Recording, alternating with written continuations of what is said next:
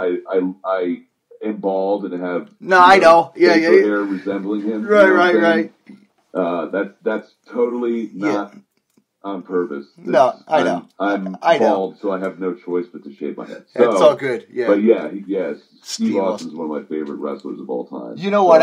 I'll tell you a story here. I was like 9 or 10 years old, and I went to a local federation down, at the shore here at an ice palace. We had a steel cage match with Bruiser Brody, right, and Chief J Strongbow, and I didn't realize that Steve Austin was there as Dave Schultz. I never realized that. Really? Wow, that's awesome. I know. It was like, I think it was NWF wrestling at the time, way back. There's a YouTube out there somewhere, a whole bunch of YouTubes. I was watching them. It's pretty fun. I'll check that out. I know. Yeah, that's awesome. But yeah, to see Stone Cold as I didn't know that, what I mean? Like, out of character, as a different character of his, earlier days before the, the Stunning Steve Austin, Stunning Steve and... Yeah. But it was really cool. Hollywood Blonde. Yeah, and actually, he had the T-shirt, the Doc David Schultz T-shirt on. I was like, that is cool. Somebody should reprint those. Yeah, right. I'm sure there's like a guy out there on the market. But yeah, so that's my little Steve Austin story. Nice. Yeah.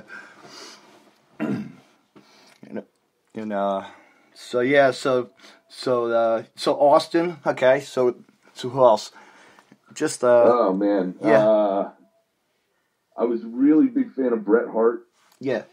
Man, that whole era, like the whole mid to like right before the Attitude Era. That's when I was really watching hardcore. Yeah. And so basically everybody from that era, is imprinted into my brain in some way. So yeah.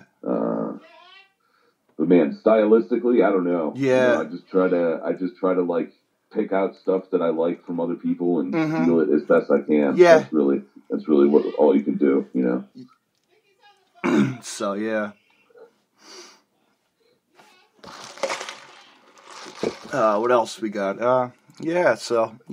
ECW era, was the big inspiration for a lot of you guys too. Oh, of course, man. Yeah. I didn't live in Philly. No. At the time. Yeah. Like in the 90s, I lived up in Connecticut. Yeah. And I did see ECW a couple times when they were doing like their tour thing, when they go to like VFW halls and do a show. Mm-hmm. And so I saw them in Danbury and New Haven, Connecticut a couple times. Yeah. Oh, that's where my relatives live. That's funny. And dude, it was they were the most insane shows I had ever seen. Mm-hmm. And I maybe it's just my memory, but it's like, they were so awesome. And just seeing that, from second row, because there was only 2 rows in the building. Right. It was just complete mayhem, and it's great, dude. And, that definitely had some profound effect on me. I know. I would always watch it on TV all the time when it was on the Saturday mornings or whatever. And the pay-per-views, I'd always order them. And then I never got to. I never went to I never went to Philadelphia for that though. But then I used to have to stay up on Saturday nights till like 2:30 a.m. Yeah. When I was like 15 or whatever, and because whatever local shitty channel in Connecticut would play ECW TV, and it was like their hour-long, recap show. Mm-hmm. And so I'd every week I would attempt to stay up and watch that. Usually I'd fall asleep by the end, but just every week that was my goal: stay up and watch the ECW show. I'll tell you another story. I love telling this story. I was 18 years old, and I worked at a dollar store, and this guy comes in. It was Balls Mahoney. I don't know who it was. I was just I didn't know. He was a hardcore wrestler for ECW. I didn't realize, And then from there, wow, that's so cool. And then, and then I got to be friends with him. And then, of course... Wow, that's awesome. I know. And then friends with Chris Candido, of course. Everybody was, But, yeah, it's just great to see people that you never, it was like, wow, these people are around, Yeah, that's true. That's true. I always look at my steel chair that he signed in like the local hall, local building down the road. Next town over. At one point I had a chair that was signed by like most of Generation X. Yeah. But I don't know what happened to it. I think I might have given it to somebody, or I smashed it, or something. Right. I don't remember. But now I'm like pissed at myself. I wish I still had it. Well, I also like telling this story. I worked at the garbage, public works, and one time the guy from the metal truck, this guy was going to his garage and grabbing a chair. It was a SummerSlam chair with a big Foley on it. I was like, wow. I know, and I got it. I'm like, I'll take that. Speed up. So what, Yeah. Yeah, you don't throw that away. No.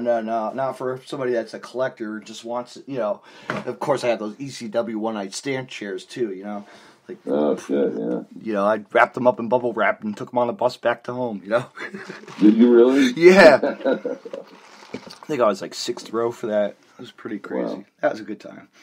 Took my sister. She didn't know what the heck she was expecting, Yeah, that's always fun. I know. Bringing somebody in with somebody that doesn't know what's going on. I know. Yeah, they're like in shock, But yeah, then the era of WrestleMania, like WrestleMania, I was with WrestleMania 5 when I was a kid, I love telling that story, When I was a kid with my dad. So that's awesome. Sitting 5 rows away from Jesse the Body and Gorilla Gorilla on mic. Pretty crazy. And the nosebleeds. That's pretty awesome, dude. I know, and I still have my stub, and I still got my stub, and I kept it, It's like one of those things you got to keep. Yeah, for sure. But then the first show I went to was, I want to say, Survivor Series '94. Yeah. It was the one. It was Bam Bam Bigelow's last match in WWF. Mm-hmm. And Goldust won. Yeah. Yeah, that was when Goldust was new and still trying to get over as a heel. Yeah. So yeah, that was a good show. That was my first show that I ever went to. Oh wow, that's cool. Yeah, there were so many shows in my area, like like independent shows that people didn't like. There's an indie wrestling company that grew like really fast. It was all the independent stars from TNA. I was like, this is really awesome. And here they are on TV and WWE. And then CZW and all over. Yeah, that's how it works. And then like we had my town for like $5. We had the Iron Mike Sharp's School of Wrestling was in my hometown. It was in my town. I was excited. I would see Nova every day, like wrestling for ECW. He'd be there next X-Pac too. Nice. And that's cool. And Blassie would walk in, and Captain Lou once in a while. It was great.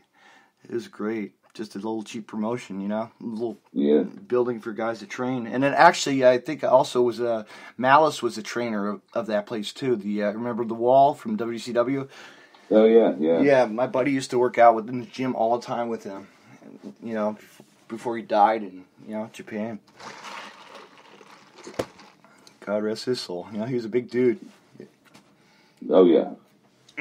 Couple weeks back, I went to Allentown for that show for GCW. I go into this. Cabela's is right there, right? So I didn't realize me and my dad went into a military supply store just to check it out and see what's there. I saw Gene Snitsky. I was like, this is all. I know, and he's hanging out in Cabela's. Well, at an Army surplus store, I think he does something with them or something. I'm sure she does so much stuff, But I was like, wow, man, I remember you from the back days of this local shitty federation, He's like, I was just in town doing a show in Bayville, New Jersey. I was like, oh, that was you? Damn, I missed it, Oh yeah. I think probably SWF. Yeah. Probably the Fed. Yeah. Because I think Emma was on that card too. Emma was to host commentating too. Yeah. But yeah, it's we're a small world, You never know who you'll see or catch up with. That is true. It was like just at a Blue Claws game. I went to a local baseball game and I saw one of my old wrestling managers. Like from my local company. I was like, this is pretty cool to see you, But he's retired now, Yeah. So, what else we got? You got anything for me, Dan? I don't know. We've been covering this and that. I don't know, man. I don't have any. I don't know. questions for Where me? are you going to sit tomorrow? Where are you going to sit tomorrow? You mean Saturday? Saturday, tomorrow. You know where I sit. Yeah, You know where I Saturday. You know where I sit, in the corner, West Wing. All right, I'll make sure I throw somebody on you. Probably G Raver. All right. He's the most easily throwable. Yeah. Of the three. Yeah, so, definitely. Yeah. You know, my little section, my little west section. You know, we're quiet over there, but we make the noise. You know that. Obviously, yeah. You got it. You know, but no, it's gonna be fun. We're gonna have a great time. Cool. You know, and so you want to wrap it up? I guess we're good to go, right? Yeah, man. Thanks for having me on and the shit. Yeah, know? It's awesome. All right, man. Thank you, Dan, and I'll see you on Saturday.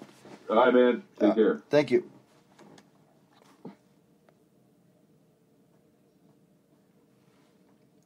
Well, I want to thank my guest, Big Dan O'Hare, the Big Scare, for being on my show tonight for Deathmatch Russell Podcast. You could also catch a lot of my interviews every day or every week. You'll never know who I'll have on the show. I want to say thank you and good night. And check me out on my Deathmatch Russell Podcast, always on Facebook at David C. Russell and on Twitter at DavidNJ32. For all your Deathmatch wrestlers and info, I'm always available to talk. We talk and talk and talk. Thank you, everyone, and good night.